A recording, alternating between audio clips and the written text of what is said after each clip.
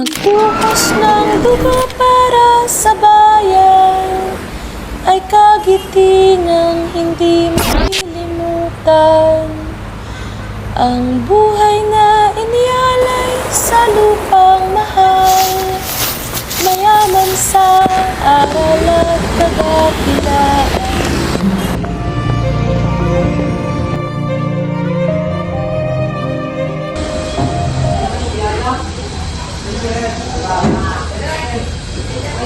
Hindi mo to gawa. Gawa ito ng estudyante ko last year. Saan mo to kinuha? Ha? Online? Pag nanakaw sa pinagpaguran ng iba, alam mo bang parusa dyan? Expulsyon! Ma'am, wag naman po ganyan. Working student po ako at sarili ko lang po yung inaasahan ko. Hindi ko po alam kung makakapag-aral pa ulit ako next year nang dahil sa parusang gagawin niyo sa akin. O di ba dapat ipinabubuti mo yung pag-aaral mo dahil dyan? Yun na nga po, ma'am eh. Sobrang okay po kasi pang subject. Dito na naman ako nahirapan eh. At hindi ko po gets kung anong saysay ng LTD para sa pangarap ko.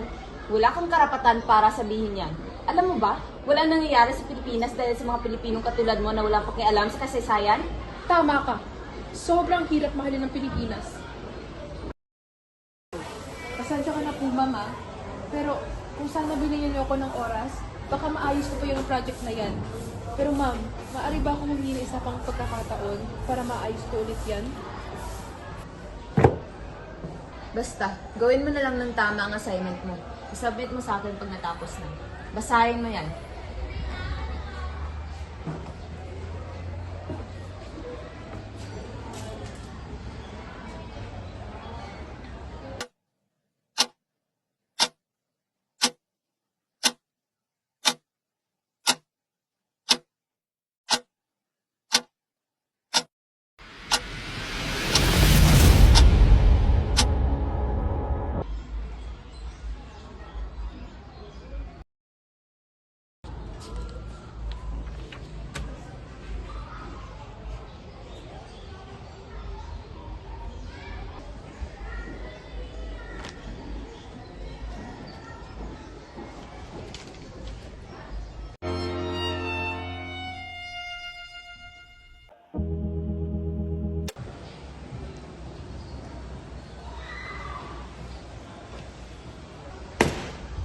Tana, nakikinig ka ba sa mga tinuturo ko?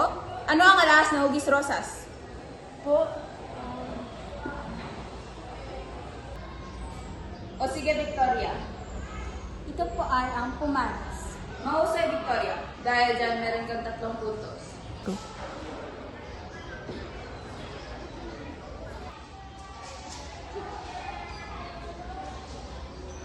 Maganda kayo para sa debate bukas. At ang paksa ay mahirap, mayaman. Sige ho, Binibining Magdalena. Sa amin na po ang mayaman kasi nararapat naman iyan sa amin. Di kagaya ng iba dyan na mahirap at kinakawawa. Victoria, maupo ka na. Mas mabuti na ipunin ninyo ang inyong sasabihin bukas para sa debate. Maaari na kayong umalis.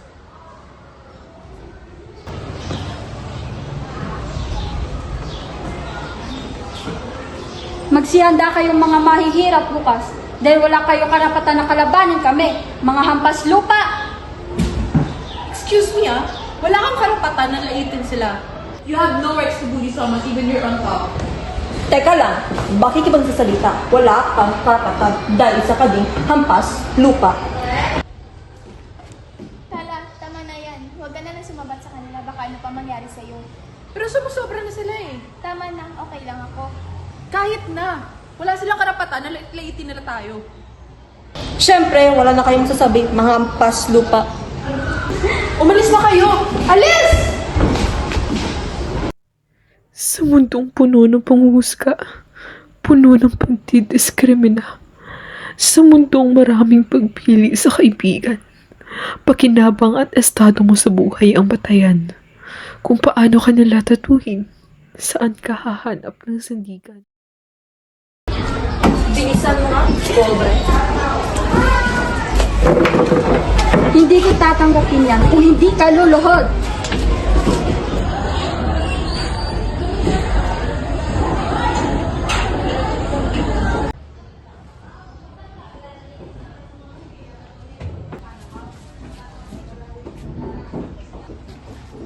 ka na.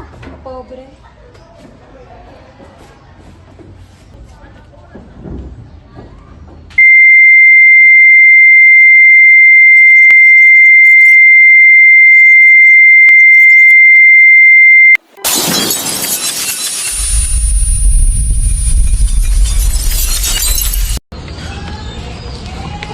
Grabe naman yung discrimination dati.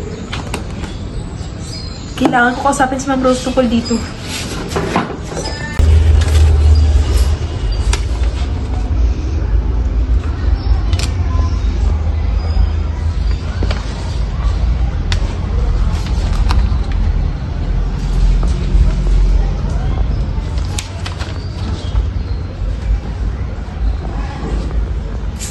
Ma'am! O bakit? Nais ko lamang humingi ng tawad sa inyo. Dahil nagkamali ako sa aking sinabi. Bagamat yung LPD ay nagturo sa akin kung gaano kahalaga ang kapangyarihan ng mga mayayaman at mahihirap. Lalong-lalo na yung edukasyon. Mabuti naman dahil nagbigay ito ng leksyon sa iyo. Nabasa mo ba ang buong kabanata? Opo, at doon ko po napagtanto na mahalaga ang edukasyon, lalong-lalo na sa kagayo ko nakapuspalad. Ma'am, ito na po yung libro. Mauna na po ako. Sige.